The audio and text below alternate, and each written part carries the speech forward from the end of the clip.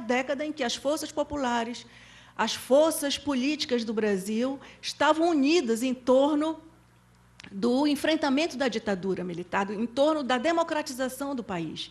Então, não houve muito espaço para se constituir essa hegemonia. Mas, a partir de 89, com a eleição do Collor e com os 2 governos de Fernando Henrique, essa hegemonia do programa neoliberal fica clara. E se tem uma coisa que esse programa não admite, é a pactuação entre classes. Se tem uma coisa que esse programa não admite, é pensar que a sociedade pode se organizar em torno de objetivos comuns, em torno de um projeto nacional de desenvolvimento. Então, essa dificuldade inicial do Conselho para se instituir, para se consolidar, foi imensa, foi muito grande.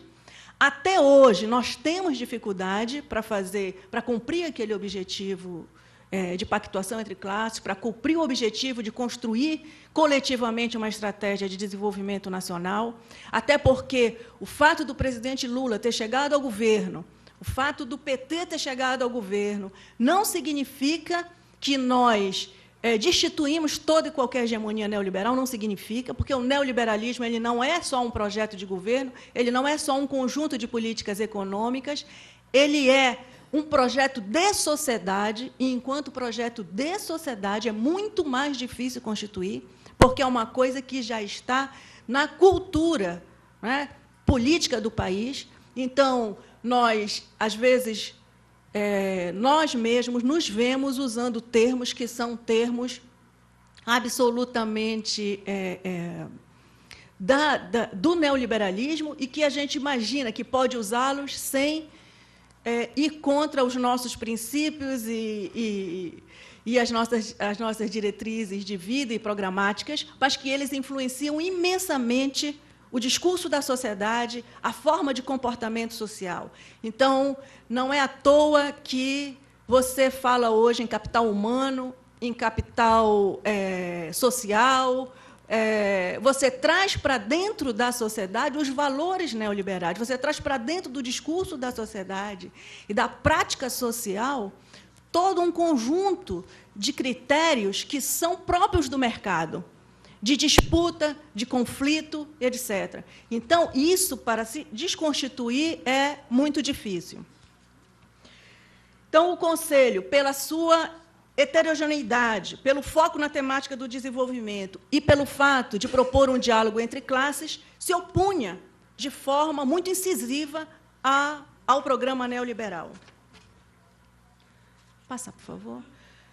Como instrumento também do Conselho, nós temos o Observatório da Equidade, ou seja, os conselheiros eles são formuladores de políticas, eles estão ali para dialogar sobre um projeto e uma estratégia nacional de desenvolvimento, mas eles também são observadores de política pública. E, enquanto observadores de política pública, esse processo de observação de políticas públicas do Conselho, ele se dá com esse instrumento do Observatório da Equidade, que tem um corpo técnico nesse observatório, que é formado por IPE, IBGE e DIEESE, que dão suporte técnico ao processo de observação do Conselho, e tem uma ampla rede social articulada ao observatório para ampliar as fronteiras de interlocução do Conselho. Então, aí, o Conselho ele extrapola suas próprias fronteiras e, nesse processo de observação, dialoga com um conjunto amplo de organizações sociais. Pode passar, por favor. Acho que uma das contribuições mais importantes do Conselho para o Desenvolvimento, nesse processo de 2003 até aqui, e que traduz como a forma de dialogar influencia no resultado do Conselho, estão consolidadas nesses documentos: as cartas de concertação, a Agenda Nacional de Desenvolvimento, os enunciados e o próprio debate sobre a crise econômica, que também foi um ponto alto do Conselho entre 2008 e 2009. Passe, por favor. Então, as cartas de concertação, queria que você abrisse lá o link, por favor. As cartas de concertação, em 2003, elas foram fundamentais. Por quê? Imagina o que é constituir esse fórum, reunindo nesse fórum, pela primeira vez, empresários, trabalhadores, movimentos sociais. 45% do Conselho é formado por empresários até hoje. Tá? Trabalhadores, movimentos sociais, etc.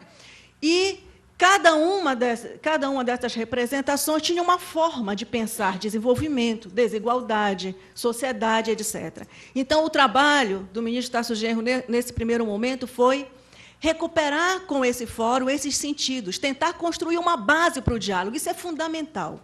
Isso é fundamental. Isso não é... muitas vezes as pessoas pensam que discutir esses conceitos, que passar um ano montando essas bases para o diálogo seja perda de tempo. Não é. Se você não faz isso, se você começa o diálogo achando, pressupondo que todo mundo tem o mesmo entendimento sobre democracia, sociedade, etc., você vai ter um problema mais à frente. Então, essas cartas de concertação foram fundamentais para construir os significados da interlocução do Conselho. Segundo, por favor. A Agenda Nacional de Desenvolvimento já foi uma tarefa de maior fôlego possível por causa daquele acordo inicial. Então, nós temos as bases para a interlocução, nós temos alguns pactos sobre o que queremos, democracia, sociedade, etc. Então, vamos fazer alguns pactos, alguns acordos sobre os objetivos do desenvolvimento nacional, sobre as grandes diretrizes para esse desenvolvimento. Então, para isso, foi fundamental a recuperação histórica do pensamento desenvolvimentista brasileiro. Por quê? Porque o debate sobre desenvolvimento estava interditado nessa sociedade. O neoliberalismo, o programa neoliberal, ele interdita esses debates.